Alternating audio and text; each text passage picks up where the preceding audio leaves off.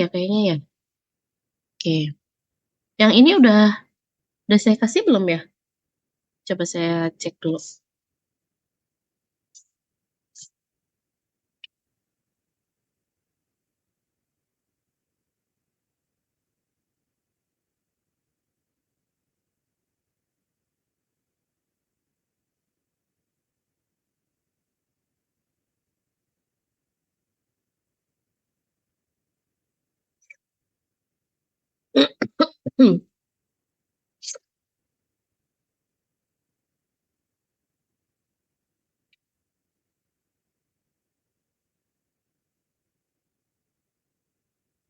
Oh, sudah saya kasih ya.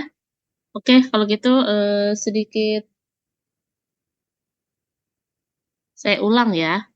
Nah, jadi di sini cara kerja ulet, kita akan membahas mengenai cara kerja alat ukur listrik ya. Nanti setelah pembelajaran ini eh, kalian diharapkan bisa mengetahui cara kerja sebuah alat ukur, kemudian dan prinsip kerja dari sebuah alat ukur. Oke, kalau di besaran listrik berarti kita otomatis akan belajar sama arus, tegangan, daya, dan sebagainya ya. Dan itu semua tidak bisa dideteksi sama kita secara langsung. Mungkin kita hanya bisa merasakannya. Contohnya kalau misalkan ada tegangan yang teraba atau misalkan ada arus listrik yang keluar dari sebuah rangkaian atau komponen listrik ya. Misalkan tersetrum berarti ada arus yang lewat kan ya. Sehingga tapi kita tidak bisa mengira-ngira. Kita tidak bisa langsung tahu bahwa nilainya misalkan 5 ampere atau 10 ampere. Kita nggak tahu. Kita harus mengukurnya gitu ya. Oke, selanjutnya, nah alat ukur adalah alat yang digunakan ya untuk mendapatkan perbandingan suatu besaran. Seperti yang sudah sering saya sampaikan di pertemuan-pertemuan sebelumnya. Oke, jadi dalam sebuah pengukuran listrik ada elemen yang akan mendeteksi besaran yang akan diukur sehingga menghasilkan sinyal pada perubahan pada sebuah alat ukur. Tadi ya, kalau misalkan ada yang lewat, berarti mau nggak mau ada arus listrik atau ada tahanan yang bisa terdeteksi nanti akan menggetarkan ya, supaya jarum penunjuk itu nanti akan menentukan, mengeluarkan nilainya. Kalau di digital berarti nanti langsung muncul nilai dari besaran atau nilai dari ukuran suatu komponen itu, tergantung apa yang kita ukur. Yang paling utama yang biasa kita gunakan itu yang pasti ya, yang pasti biasanya alat ukur itu bisa kita gunakan atau kita cari ya dengan mengukur arus, tegangan, dan lain-lain. Dan hambatan ya. Hambatan itu tidak bisa kita prediksi ya, hanya kita bisa ukur menggunakan dengan alat ukur. Karena belum tentu perhitungan itu sesuai dengan kenyataan ya. Oke, pada umumnya alat ukur itu nanti dibagi dua ya. Ada yang absolut, ada yang secondary. Absolut ini biasanya yang menjadi acuan dasar. Jadi kalau kemarin-kemarin kan kita bicara tentang alat ukur yang ada di lab, ada di kantor, ada sebagai apa namanya hanya penanda saja. Nah sekarang sebenarnya di dalam lab-lab tersebut harusnya alat ukur itu dibagi menjadi dua. Ada yang absolut ya, jadi yang hanya digunakan sebagai acuan dasar saja, tapi ada juga yang secondary instrument ya. Secondary instrument ini biasanya alat-alat yang sama, tapi biasanya digunakan untuk mengukur. Sedangkan yang absolut tadi, dia tidak mengukur, tapi dia hanya digunakan sebagai acuan, sebagai titik konsentrasi, titik pusat, kala mengkalibrasi alat yang lain. Contoh misalkan saya punya multitester. Multitesternya ada 10 gitu ya.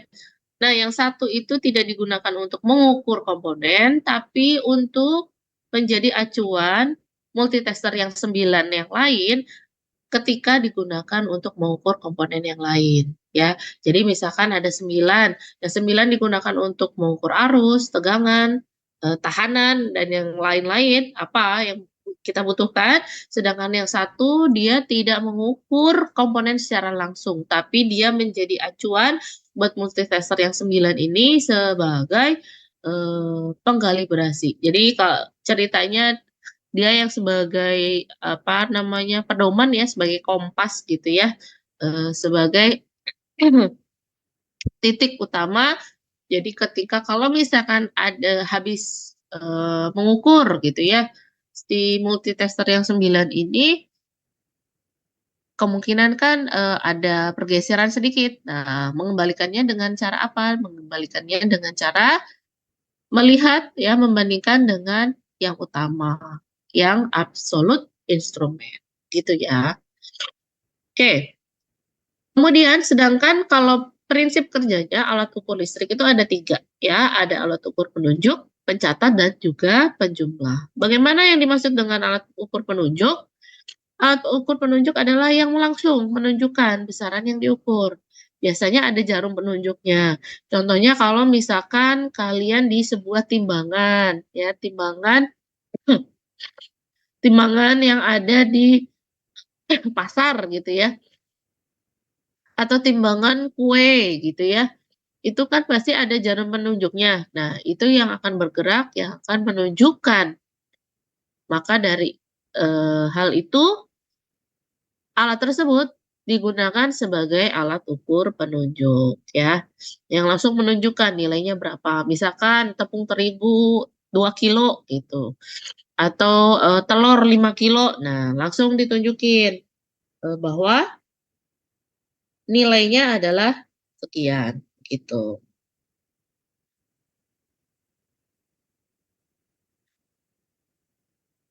Kemudian selanjutnya adalah alat ukur pencatat.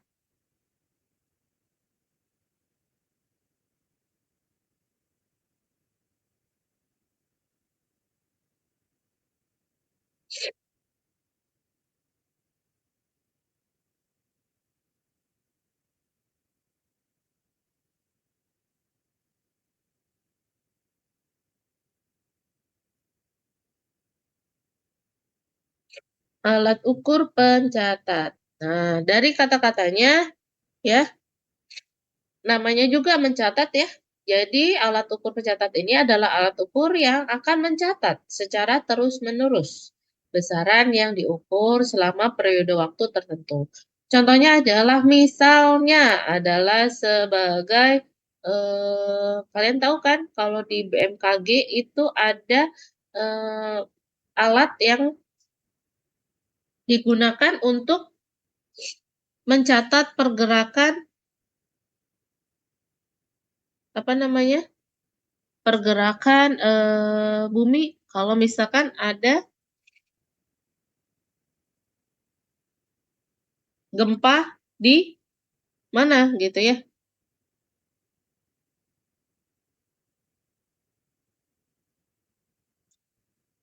Ini apa yang sering kita sebut adalah seismograf ya. Jadi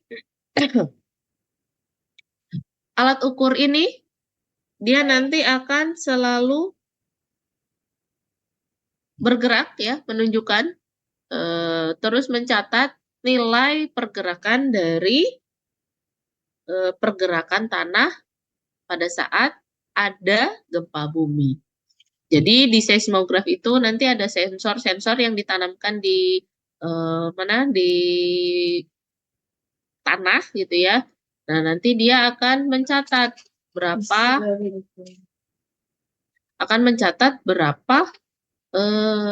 ada pergerakannya, apakah gempa atau bagaimana gitu ya. Jadi dia nanti mencatat. Biasanya bentukannya selain ada ukurannya, dia itu nanti ada kertas printer ya, kertas yang bisa mengeprint ya, sehingga bisa langsung ditunjukkan nilainya ada berapa ketika ada gempa. Jadi kalau misalkan ternyata ada gempa 5 SR gitu ya, skala Richter di Bekasi gitu ya, dia nanti ada langsung mencatat menunjukkan bahwa ini ada lonjakan ya, lonjakan pergerakan dari tanah seperti itu. Selain itu juga kalau di perusahaan-perusahaan listrik mungkin ada yang namanya recording voltmeter. Biasanya ini ditaruh di gardu induk yang sebagai monitoring. Apakah tegangan yang keluar ataupun yang ada nih yang disebarkan itu memenuhi standar output. Jangan sampai nanti tegangan yang keluar itu berlebih ya, sehingga nanti bisa menyebabkan kelebihan tegangan di penerima. Seperti itu. Oke, selanjutnya adalah alat ukur penjumlah.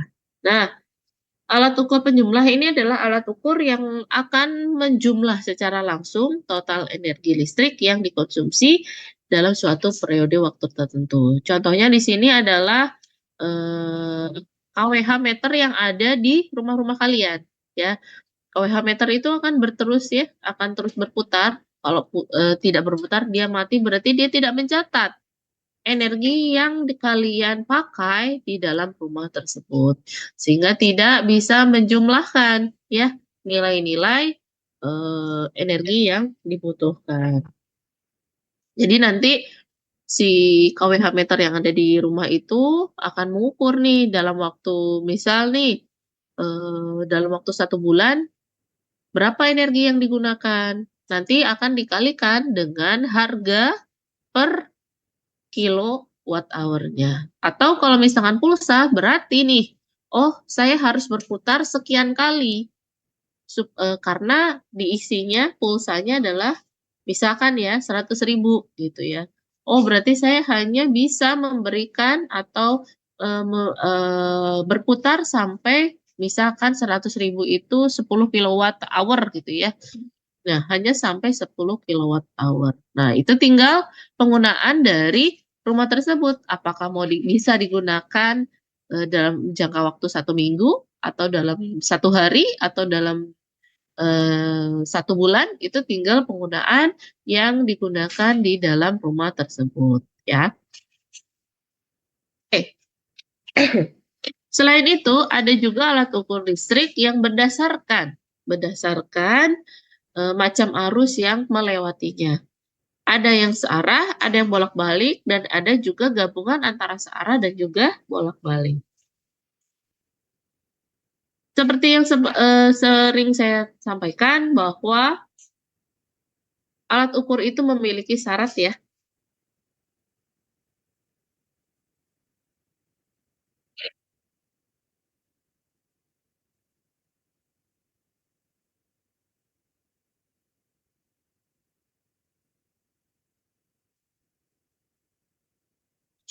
Selain alat ukur itu tidak boleh membebani ya, dia punya kepekaan dan pembacaan yang sangat tinggi.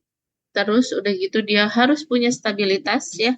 Jangan sampai alat tersebut sekali pakai gitu ya, akhirnya malah jadi rusak atau tidak bisa terbaca sama pengguna ya. Kemudian kemampuan baca yang kita gunakan ya, kemampuan menghasilkan bacaan terhadap pengguna. Kemudian ada kemantapan ya alat, dan yang pasti bisa digunakan secara berulang ya, secara berulang terus menerus gitu ya, dia tetap bisa kita baca.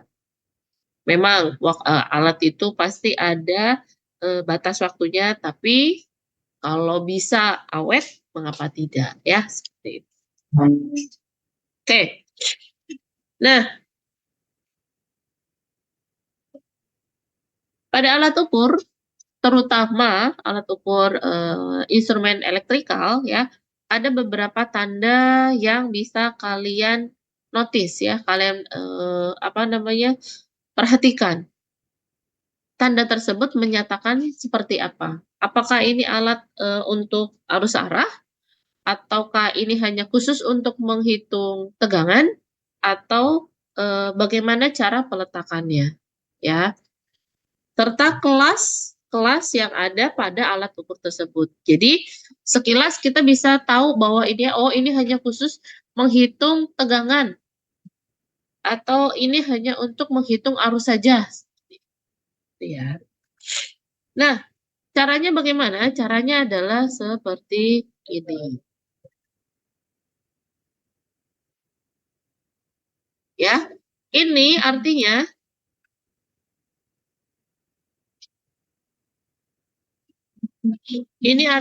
alat ukur kumparan putar. Ya.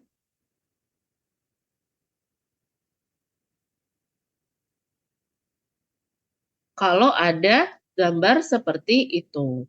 Apa sih alat ukur kumparan putar? Alat ukur kumparan putar ini adalah alat ukur listrik yang bekerja berdasarkan prinsip gaya Lorentz. Nah, loh, gaya Lorentz itu apa? Gaya Lorentz berarti dia yang berhubungan dengan yang namanya medan magnet, sehingga menyebabkan penunjuknya itu berputar. Ya, jadi di dalam alat itu kalau ada yang berputar, berarti dia itu adalah alat ukur kumparan putar yang berhubungan dengan semua yang berhubungan dengan medan magnet. Kemudian kalau yang bawah ini, ya, ini adalah alat ukur kumparan putar dengan kumparan pembanding. Terus kalau yang bawahnya lagi ada gambar dioda, ini berarti alat ukur kumparan putar dengan penyearah. Kemudian ada yang seperti ini, gambarnya kayak apa ini ya? Kayak besi dililit gitu ya.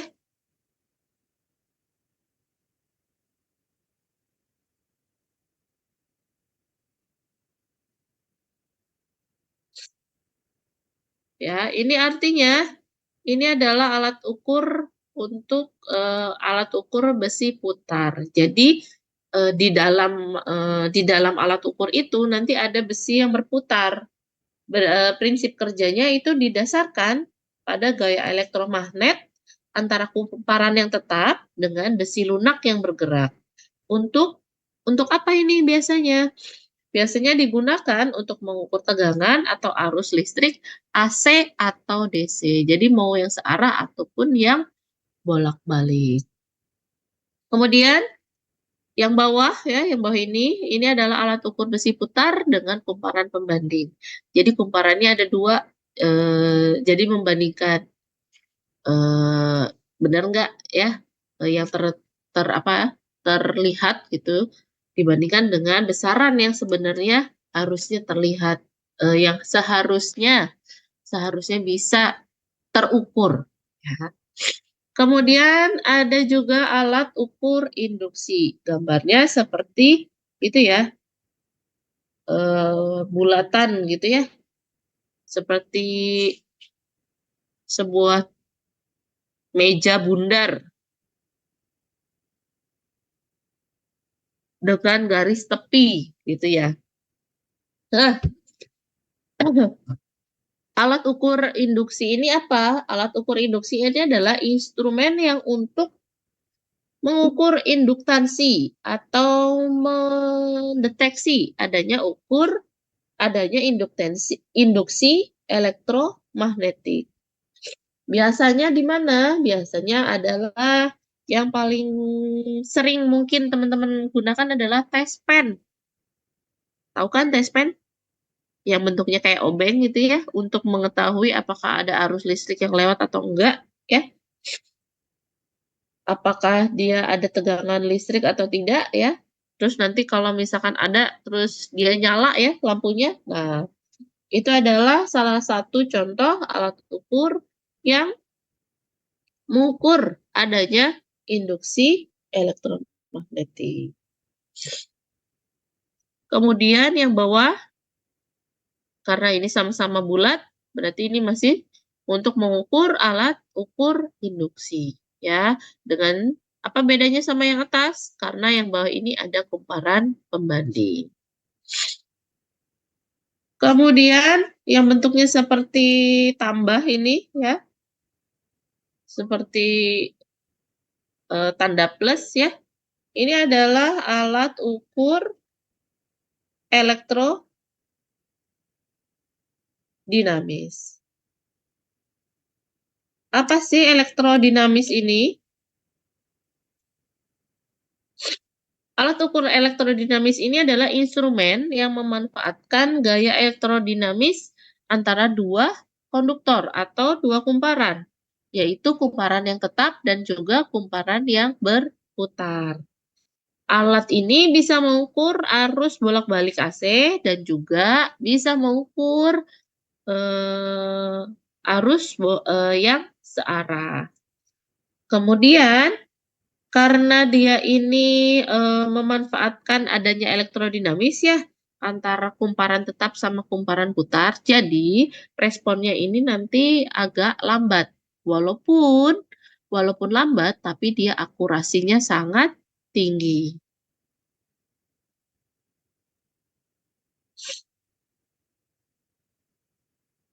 Oke, sedangkan yang paling bawah ini adalah alat ukur elektrodinamis dengan kumparan pembanding. Kemudian ada lagi yang seperti ini nih. Seperti apa ini ya? Seperti huruf Y. Nah, ini adalah alat ukur kawat panas. Alat ukur kawat panas yang bagaimana? Alat ukur kawat panas berarti di dalam alat ukur tersebut menggunakan kawat untuk mengukur adanya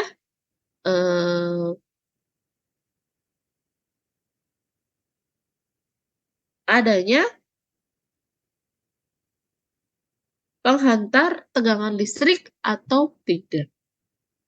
Jadi di dalam kawat ini nanti akan memuai gitu ya, kalau ada yang lewat atau ada yang bisa terukur, nanti dia bisa memuai, bisa menegang seperti itu ya. Jadi bisa lurus atau bisa letoy. Apa letoy?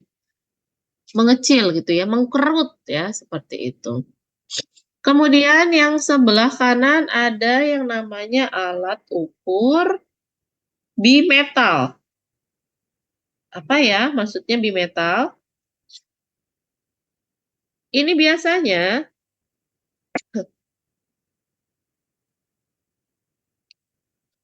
digunakan untuk mengukur termometer ya. Jadi kurang lebih ini adalah alat ukur untuk termometer. Dia akan memanfaatkan prinsip pemuaian termal ya antara dua jenis logam. Jadi dia ini mengukur biasanya kebanyakan akan mengukur suhu ya. Jadi ada pergerakan ya, ada pergerakan jarum penunjuk biasanya seperti itu. Terus ada perubahan suhu, apakah dia sedang panas atau biasa aja atau sedang dingin.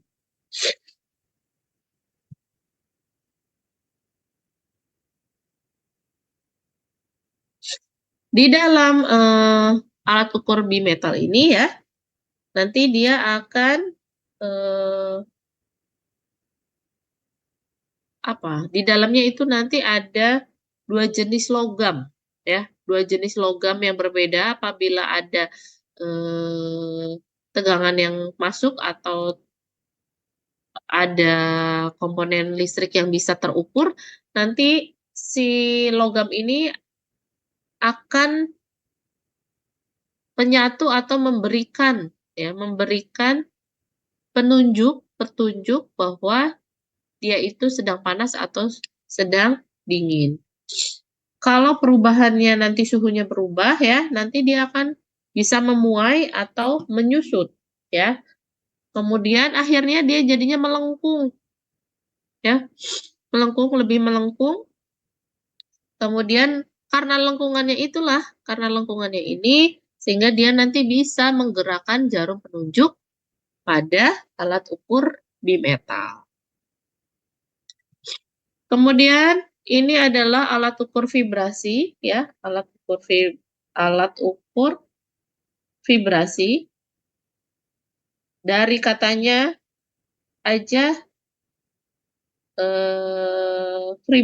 vibrasi ya berarti dia mengukur getaran. Ya, getaran ya. Hati-hati di sini ya. Ini getaran ya, jangan mikir yang lain-lain ya.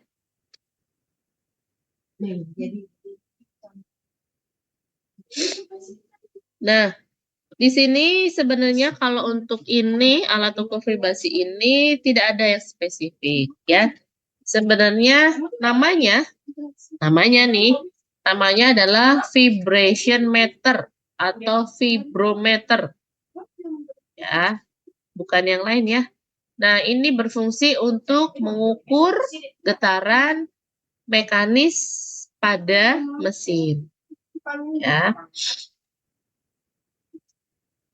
Alat ini menggunakan sensor ya, ada seperti akselerometer atau transducer ya untuk mengubah getaran menjadi sinyal listrik yang bisa diukur. Kemudian bisa ditampilkan di layar. Kemudian ada gambar ini adalah harus lihat buku petunjuk. Jadi ketika akan menggunakannya harus melihat buku petunjuk, jangan sampai salah mengoperasikan alat tersebut. Gambar ini berarti artinya adalah alat ukur arus arah. Kalau bergelombang ini berarti dia adalah alat ukur yang digunakan untuk mengukur arus bolak-balik. Kalau seperti ini, yang tegak lurus ini berarti alat ukur itu harus disusun dengan cara vertikal, ya. Nggak boleh enggak, dia harus disusun secara vertikal. Kemudian kalau seperti ini adalah horizontal.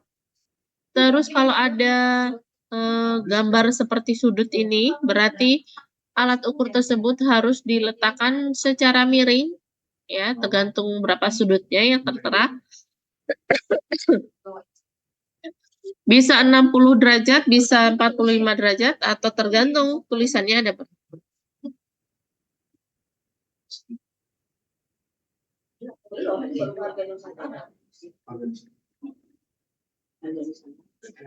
Kemudian gambar yang ini AST, ya ini adalah tulisannya AST.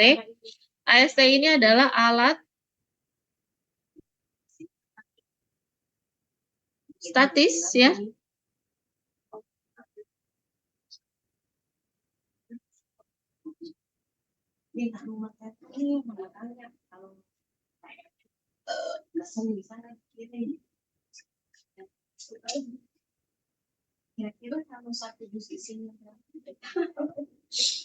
Alat kerja yang menggunakan prinsip kerja listrik statis. Apa sih yang statis ini? Statis ini adalah berarti antara muatannya itu nggak seimbang, ya. Adanya ketidakseimbangan muatan listrik antara positif dan negatif, ya. Ini adalah untuk pengukur alat statis. Terus kemudian ini adalah kalau misalnya di alat ukurnya ada gambar bintang, ya, berarti dia tegangan testing, ya, tegangannya itu hanya sampai berapa nilai yang terteranya.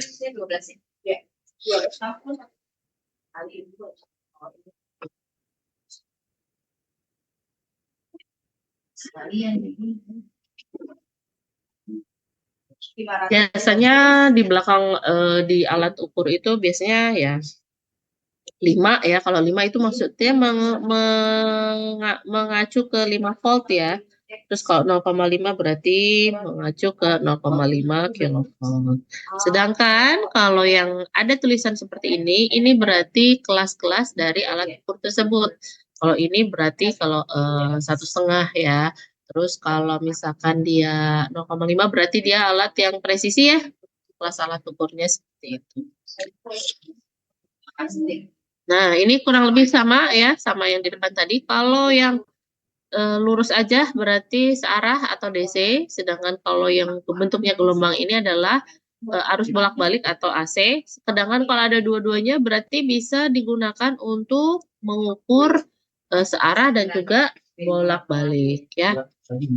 Dan yang terakhir, biasanya ini adalah alat ukur sebagai pengukur pasa ya, 3 pasa, bisa 3 pasa, bisa 5 pasa dan sebagainya ya.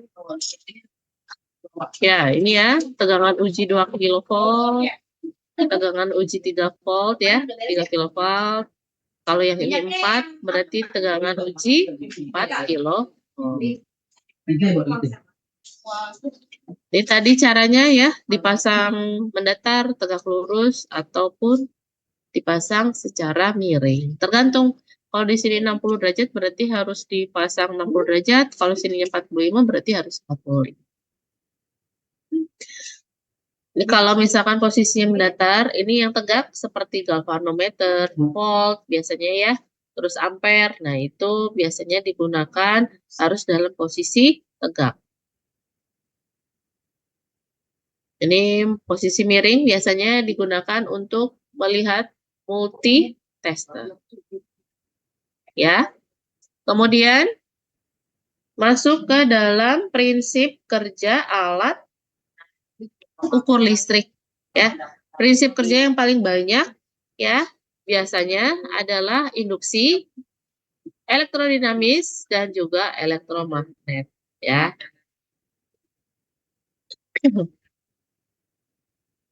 Kemudian ini adalah prinsip kerja besi putar seperti yang di awal ya. Jadi kalau misalkan apa namanya? Prinsip kerjanya si besi putar ini berarti ada yang berputar ya, ada besi yang diputar. Kenapa dia bisa berputar? Karena ada elektromagnet, ada medan elektromagnet yang bisa menggetarkan besi sehingga kumparan tersebut bisa berputar.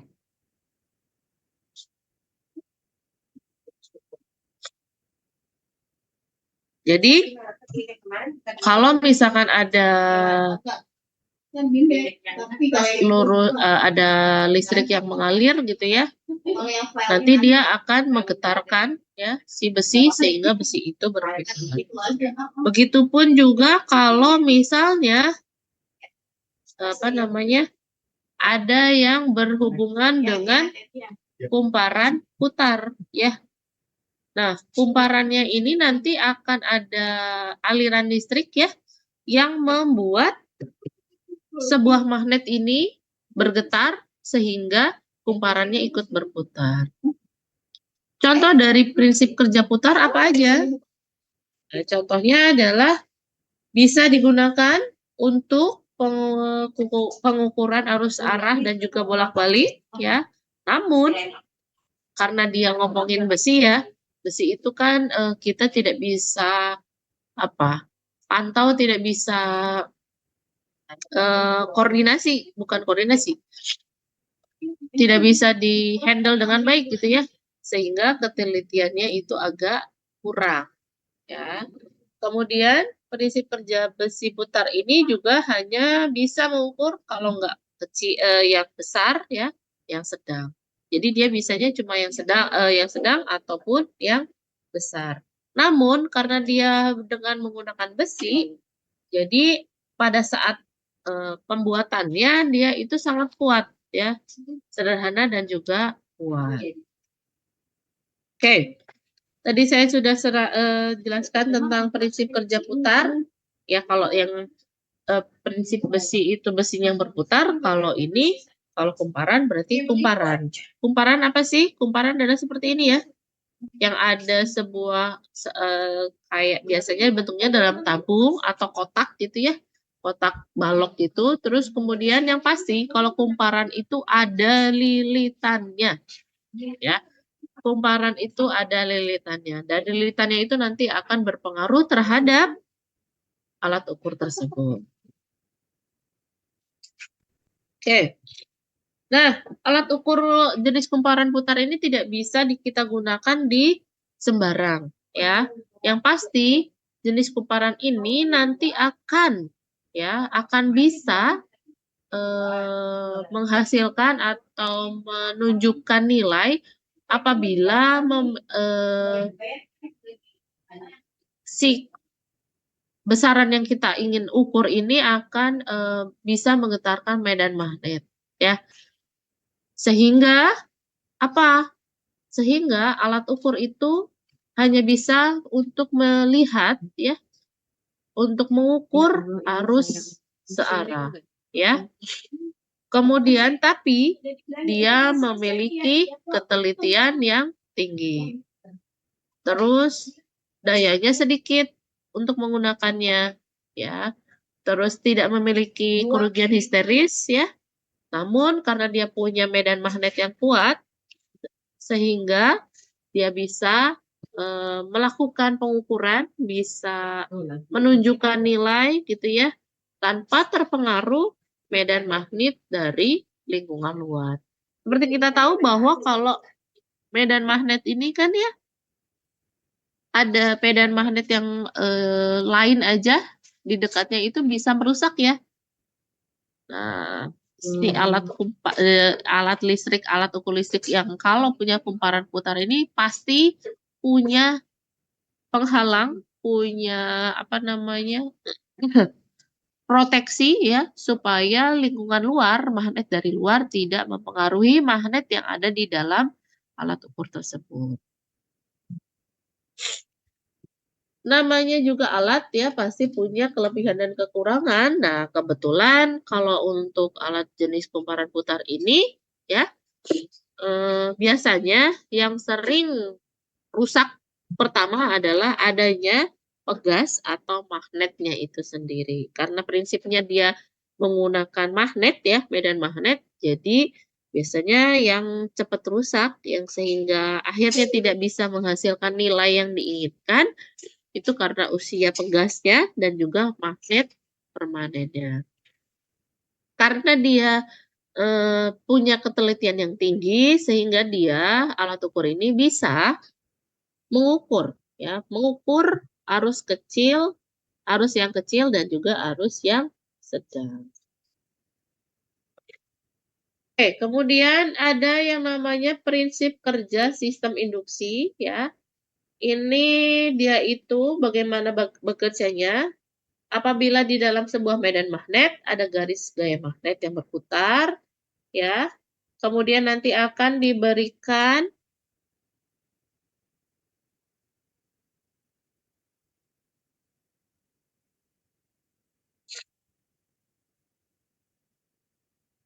ya. Nah, nanti dia akan berputar, dipasang sebuah tromol bentuknya silinder, ini ya tromolnya. Nah, nanti dia akan berputar menurut arah putaran garis gaya magnet, ya. Atau ini kita sebut dengan alat ukur Ferrari, ya. Sebenarnya induksi ini sebenarnya apa sih? Induksi ini adalah suatu keadaan listrik hasil akibat adanya medan magnet yang bangkit di sekitar kumparan berarus listrik. Ya, itu yang kita sebut dengan yang namanya induksi. Di dalam alat ukur induksi, dia punya karakteristik mirip sama kumparan putar ya. Dia sederhana, tapi dia kokoh. Terus mudah dibuat dengan skala pembacaan yang lebar, terus tidak terpengaruh oleh medan magnet ya.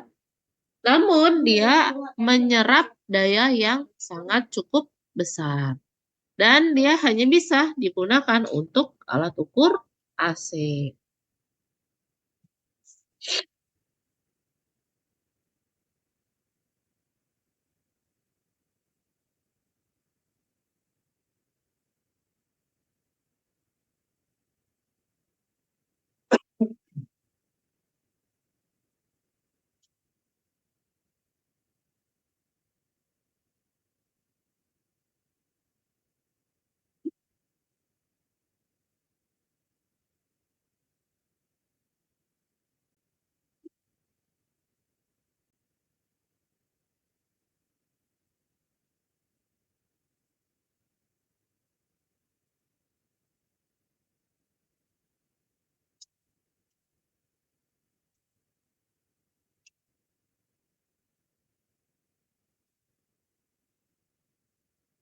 Oke. Sekarang masuk ke dalam prinsip kerja sistem elektrodinamis. Kalau elektrodinamis ini punya kumparannya ada dua. Ada yang tetap dan juga ada yang berputar. Jadi dia masih berhubungan sama magnet juga ya.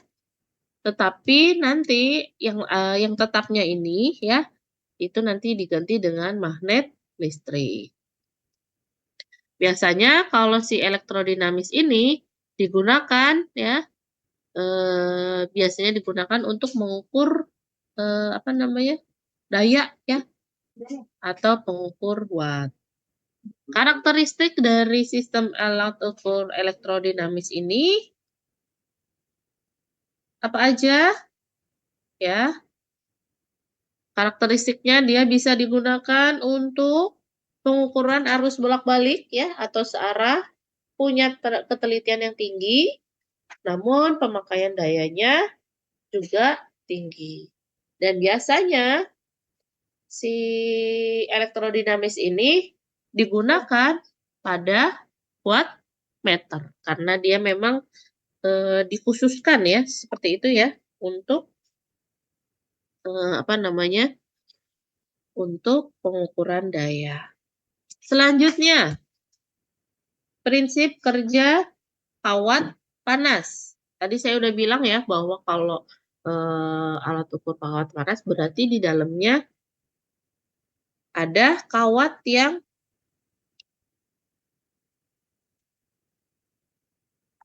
bekerja di dalamnya ya.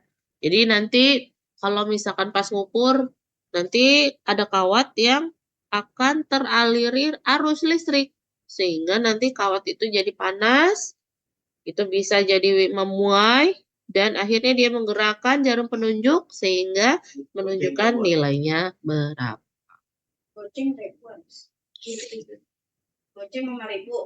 Ini adalah salah satu bentuk ya.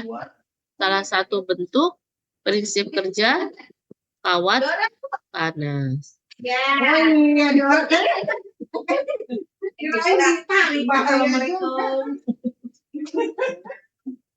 Di sini kawat panasnya ini ya, contohnya ya. Nah, nanti dia bisa memuai, memanjang. Kalau nggak ada berarti dia apa namanya, biasa gitu ya. Nah, setiap elemen putar ya, yang tadi ya, kayak kumparan putar, besi putar, itu pasti nanti akan membutuhkan sebuah gaya atau kita biasa sebut dengan namanya torsi. Nah, torsi ini nanti akan memiliki 3 gaya, yaitu penyimpangan, kontrol, dan juga redam. Apa itu penyimpangan? Penyimpangan itu adalah torsi kerja atau gaya yang menyebabkan elemen putar.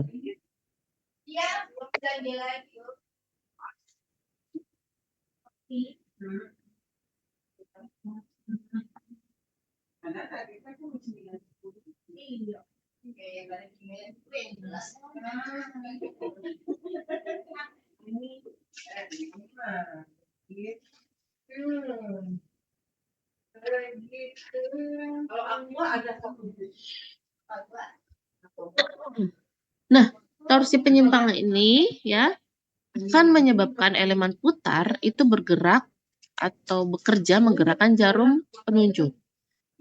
Misalkan kalau setimbang berarti nilainya 0, terus nanti dia kalau misalkan dia ada apa namanya, ada pergerakan berarti dia nanti menunjukkan berapa nilainya dan sebagainya.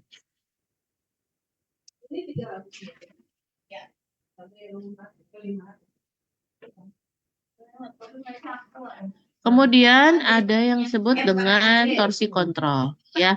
Torsi kontrol ini adalah torsi yang arahnya berlawanan dengan torsi kerja ya, sehingga jarum akan menunjuk pada besaran yang diukur. Nah, torsi ini juga nanti akan mengendalikan, balik lagi ke awal, Jadi kan tadi kan udah bergerak tuh ke kiri atau ke kanan. Nah, torsi kontrol ini yang akan kalau misalnya sudah nggak ada besaran yang dihitung, dia nanti kembali ke 0 atau kemana? Ke posisi timbangkah atau bagaimana? Itu yang mengatur adalah torsi kontrol. Ada lagi torsi redam, ya. Torsi redam ini yang digunakan untuk meredam osilasi dari pergerakan si penunjuk. Jadi maksudnya jangan berlebihan, jangan keluar dari nilai, jangan sampai kan misalkan batasnya 0 sampai 100. Nah, jangan sampai si jarumnya itu lebih, jadi sampai rebahan lebih lebih lebih dalam gitu ya. Nah, itu yang meredam, torsi redam. Jadi batasnya misalkan hanya sampai 100, berarti nanti ada torsi redam yang menunjukkan bahwa si apa namanya jarum itu cuma sampai 100 gitu ya. Oke, ternyata sudah habis. Ada yang mau ditanyakan terlebih dahulu? Oke. Saya boleh izin untuk open cam. Kita screenshot untuk apa namanya? Untuk absen hari ini, boleh? Bentar ya. Ini caranya.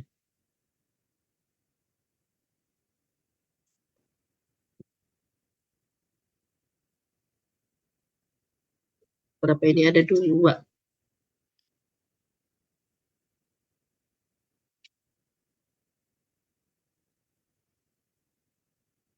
Mari saya buka. Oke, saya mulai ya. Bentar.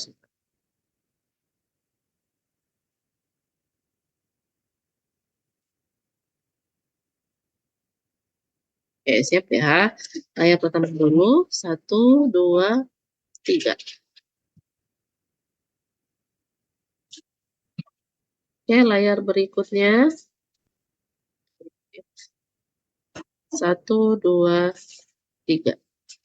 Oke, teman-teman, terima kasih untuk kehadirannya hari ini. Sampai jumpa lagi minggu depan ya. Mudah-mudahan